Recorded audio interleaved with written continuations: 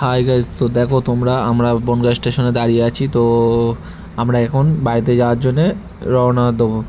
তো বনগাঁ থেকে 10:47-এ ট্রেনটা ছাড়ে ক্যানিং লোকাল।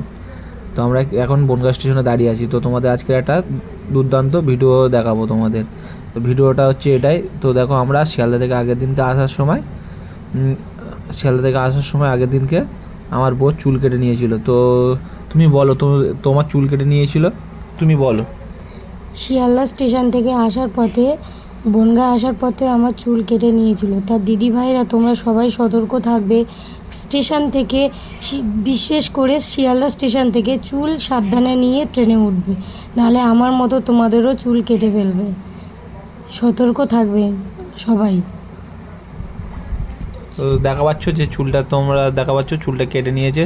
তো খুবই কষ্ট হয়েছে, যখন চুলটা কেটে নিয়েছে খুবই কাঁদছিল। তো আমি সেই কারণে আমি ভিডিও করতে পারিনি।